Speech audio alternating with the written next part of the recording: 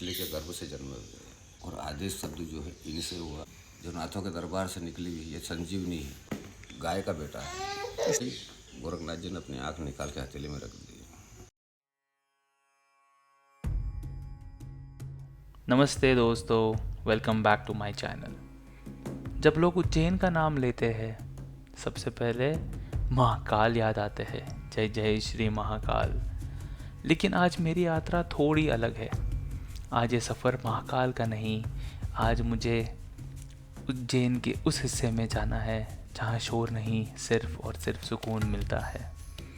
ये वो उज्जैन नहीं जिसे हर कोई देखता है, ये वो उज्जैन है जो सिर्फ महसूस किया जाता है। मैं आज एक ऐसी जगह जा रहा हूँ जो मुझे सालों से अपनी ओर खींचती आई है। एक ऐसी जगह जहाँ हमेशा लगता है थोड़ी देर और रुक जाऊँ, जितना भी बैठा रहूँ दिल ही नहीं भरता। और वो जगह है पीर मत्स्येंद्र नाथ जी की समाधि। और आज वहाँ जो हुआ, मैं उसके लिए बिल्कुल भी तैयार नहीं था।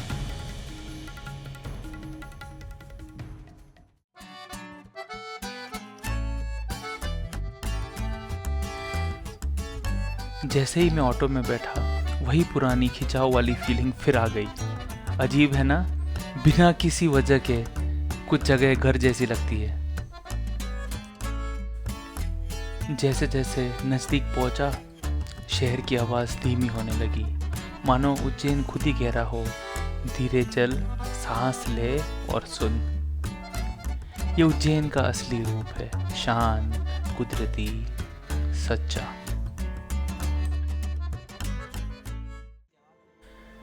तो हम पहुंच गए। ये रहा छोटा सा प्रवेश द्वार, ना कोई भव्यता, ना कोई शोर। जैसे जो यहाँ आना चाहता है उसे खुद रास्ता मिल जाता हो।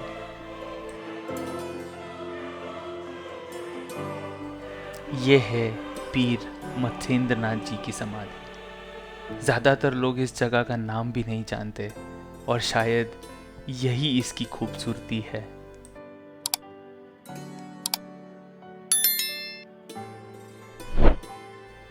मैं सालों से यहाँ आता रहा हूँ और हर बार दिल में एक ही खिंचाव महसूस होता है। हमेशा मन किया है कि बस रुक जाऊँ, यहीं बैठा रहूँ। आप सोच रहे होंगे मत्स्येंद्र नाथ कौन थे, ये समाधि इतनी खास क्यों है? मत्स्येंद्र नाथ को नाथ संप्रदाय का आदि गुरु माना गया है, गोरखनाथ जी के गुरु। इन सवालों का जवाब खोजते हुए समाधि के बाद मेरी मुलाकात हुई विक्रमनाथ बाबा से, जो समाधि की देखभाल करते हैं। चलिए उनसे और जाना जाए। ये विराज पीर मत्स्येंद्र नाथ जी है ना, जो शिव के अंश है, जो मछली के गर्भ से जन्मे हुए। इनको इसलिए मत्स्येंद्र नाथ भी कहते हैं। और ये प्रथम संत की झोली झोलने वाले इनके गुरु है दत्त भगवान। ब्रह्मा विष्णु और महेश, हर इंसान के गुरु एक होते हैं, इनके गुरु तीन है। ये आकाश और पाताल, इनके गुरु दत्त भगवान है, स्वयं ब्रह्मा विष्णु महेश का अवतारी। और आदेश शब्द जो है इन्हीं से हुआ। ये योगीराज भी है और मायावी भी है। और ये जो अखंड जो चलती है उसके बारे में?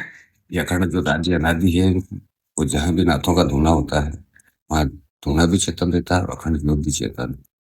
और वो जो भस्म, ये भस्म वो है जो नाथों के दरबार से निकली हुई, ये संजीवनी है। और इसी भस्म से गोरखनाथ जी की उत्पत्ति हुई है बेटा। जो निसंतान थी औरत, मत्स्येंद्र नाथ जी जब गए भ्रमण के अलग जगाते हुए, जब उसने देखा है कि शादी में 9-10 वर्ष हो गए, तो उसने मांगा कि बाबा मेरे को कोई संतान दे। तब उन्होंने कमंडल से भस्म निकाल के उस स्त्री को कहा कि जा तेरे को पुत्र प्राप्ति होगी, और उस पुत्र को हम नाम देंगे, हम संस्कार देंगे। पर कहते ना, नारी कभी कभी विपरीत बुद्धि की होती, तो फिर पहले संतान तो नहीं हुई और बाबा का भरोसा नहीं, पागल हो जाएगी। तब उसने वो भस्म को ले जाके गोबर में डाल दिया। गाय का गोबर गिन रही थी, तो गाय के गोबर में मिला के डाल दी उसने। जब मत्स्येंद्र नाथ जी 12 वर्ष बाद लौटे, जब देखा उन्होंने घर बार तो हुई है पर संतान नहीं है, देखा है अलग माई तेरा, तो मैंने आपको नहीं पहचाना था। 12 वर्ष पहले हमने तुम्हें जो भस्म दी थी, कहाँ गई? वो कहाँ है? तो बाबा मैंने तो पाई नहीं वो। तो फिर कहाँ है? तो को उखेड़े में डाल दी। कहाँ है उखेड़ा, तो गांव को बाहर रहता है गोबर।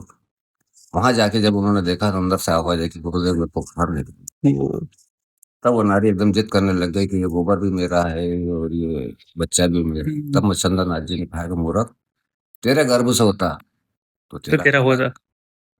इसको 12 वर्ष तक लालन पालन करने वाला गोबर है, इसलिए ये गाय का बेटा है, इसलिए गोरखनाथ। इसलिए उनको गोरक्षनाथ कहा गया। तो गोरक्षनाथ जी जब उनके साथ में हो गए तब उनको भिक्षा के लिए पहुंचाया गया 12 वर्ष की आयु में कि जाओ पहला शिष्य बना तो तू भिक्षा लेके आए। तो किसी ब्राह्मणी के यहाँ श्राद्ध पक्ष चल रहा था, तो श्राद्ध पक्ष के अंदर सभी प्रकार के व्यंजन बने थे। तब 12 वर्ष की आयु में गोरखनाथ जी गए वहां पे, तो महिला बहुत प्रसन्न हो गई कि इतने भी कम उम्र में योगी राज आए पदार्थ, चलो ठीक। उसने पूरा कमंडल भर दिया भोजन का। अब उसके अंदर दही बड़े भी थे। क्या थे? दही बड़े। तो मच्छंदर नाथ जी अपने संतों के साथ साथ में पाया भोजन, फिर कहा कि गोरख दही बड़े बहुत अच्छे हैं, थोड़े से दही बड़े और मिल जाते तो मैं तृप्त हो जाता। तब गोरखनाथ जी ने कहा कि गुरु का आदेश। वापिस उस माई के पास गए, माई भिक्षा दे। तो अभी तो तू लेके गया, वापिस आ गया पेट भरे, तो खा गया है अकेला। तब माई मेरे गुरु को दही बड़े बहुत पसंद आए, तो गई दही बड़े दे दे। तो दही बड़े पॉकेट में आते हैं क्या?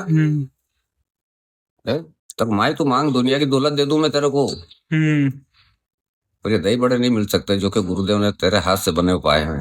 तो ये दही बड़े दे दे। तब तो झूठ बोल रहा है, तक दही बड़े फ्री में आते हैं, तब तो मांग क्या मांगती है? तो अगर ऐसा ही है तो तेरी आंख निकाल के दे दे। गोरखनाथ जी ने, हाँ, गोरखनाथ जी ने कहा माई तू 4 दही बड़े लेके आ। जब वो घर के अंदर गई, गोरखनाथ जी ने अपनी आंख निकाल के हथेली में रख दी। वो जैसे आई, जब देखा उनको लुभान हो रहा है बालक 12 साल का। नाथ जी मेरे को माफ कर दे, इस प्रकार मेरे से बहुत बड़ी गलती हो गई। तो मजाक समझता कि गुरु की निंदा नहीं की जाती है। गुरु कौन है? परम पिता परमेश्वर होता है। सही बोल रहे हो। वो इस प्रकार थोड़ी होता है गुरु। तो मेरे को माफ कर दे। तो गोरखनाथ जी ने कहा मूर्ख काय को रो रही है तू? मेरे से पाप हो गया। कौन सा पाप हो गया? व्यापार किया ना तेने, मैंने दही बड़ा मांगा, तेने आंख मांगी, सही। दोनों का हिसाब बराबर हो गया, तो इसमें नाराज होने की क्या बात है? तो कि नहीं प्रभु मेरे को माफ कर दो आप। तो जा मैंने माफ कर दिया, मेरे गुरुदेव प्रसन्न हो जाएंगे।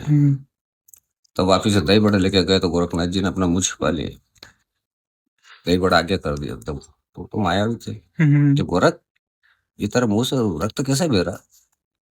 कुछ नहीं गुरुजी, तिनका लग गया। तो झूठ, पहली दीक्षा में झूठ बोल रहा था।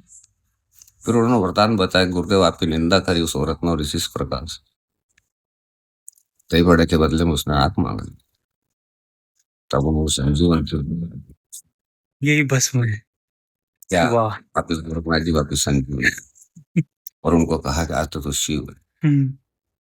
गोरखनाथ जी को, गोरखनाथ जी, इसलिए वो शिव का अवतार है। शिवांश है, गाय के गोबर से, तो शिव और शक्ति का प्रतीक गोरखनाथ मच्छंदरनाथ जी के पुत्र है। धन्यवाद बाबा, बहुत बहुत धन्यवाद। बनी रहे दादा गुरु की। आशा करता हूँ आपको ये वीडियो अच्छा लगा होगा, और ऐसे वीडियोस देखने के लिए चैनल को सब्सक्राइब कीजिए, फैमिली फ्रेंड्स को शेयर करें, कमेंट्स में अपना फीडबैक और जय श्री महाकाल लिखना ना भूलें। धन्यवाद।